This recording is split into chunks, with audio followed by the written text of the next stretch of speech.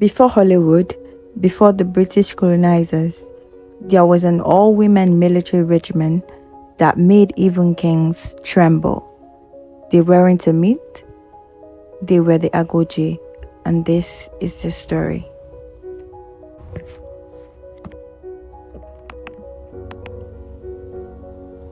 And these are the details we'll be exploring on this part of history.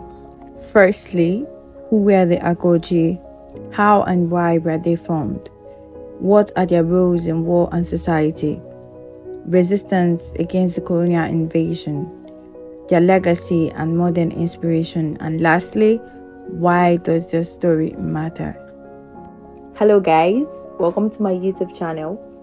If today is the first time you tune in, don't forget to like, subscribe, and leave a comment. I know it's the cliche, but it would really go a long way. So don't forget to like, subscribe, and leave a comment, and always subscribe so you can get notifications on our next video. It's good having you here, and I deeply appreciate you being here.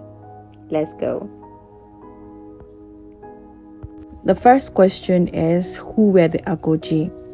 The Agojie, often called the Dahomey Amazons, who were military units made up entirely of women in the kingdom of Dahomey, modern-day Benin. They first emerged in 1600s and were active in the French colonization in 1894. Europeans gave them the name Amazons because of their similarity to the all-female warriors in Greek mythology, but these were real. Trained from childhood, they became one of the most disciplined, ruthless, and fearless fighting forces in West Africa. Women who joined often came from humble backgrounds and were recruited after being taken in by the royal court. Second question, how and why were they formed?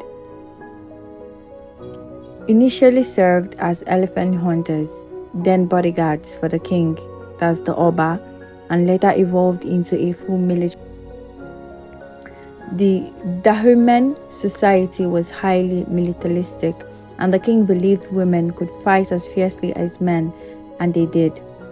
Their creation also addressed population imbalance caused by frequent wars and slave raids that depleted the male population. They were selected for royalty, strength, and aggression, training including climbing stony walls, wrestling, and mock execution. Third question, what were their role in war and society?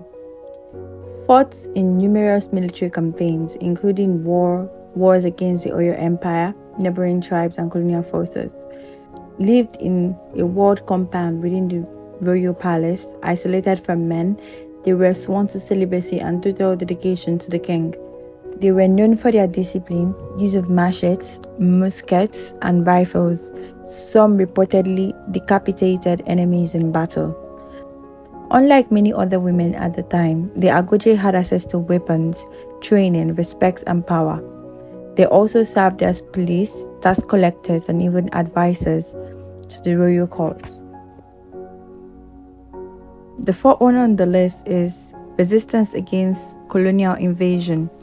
During the Franco-Dahomey Wars, 1819 to 1894, the Agojies were on the front lines, fiercely defending Dahomey from French expansion. French troops were stunned by their fearlessness, fighting styles, and resistance. Reports describe them as surging forward with screams, unflinching even under gunfire. The Agojie refused to surrender, even as their numbers reduced in the face of European guns and cannons. Eventually, the French burned down the Abomey, the capital, ending the reign of Dahomey, but the legend of the Agojie lived on. The second to the last one on the list is legacy and modern inspiration. Their legacy was long buried by colonial narratives, but recent pop culture brought it back. Inspired by Dora, Milaje in Black Panther, were the central inspiration behind the movie The Woman King. Today, the Agojies are celebrated as a symbol of African resistance, feminist strength, and military excellence. only if he lived into the 20th century. One of the last surviving Agojie warriors, Nawi, was interviewed by historians in the 1970s. The last one, why their story matters. This story matters because the African history is not just tribal story. It's filled with strategy, leadership, and power. It reminds us that women have always led, even in war. It breaks colonial era myths that African women were weak and voiceless. It encourages young Africans, especially girls, to reclaim pride in their roots and redefine heroism. At the end of the day, I hope this story inspires you, and I hope you would want to dive down more into African history. And if you want to do that, don't forget to like, subscribe, and leave a comment, and stay tuned for more.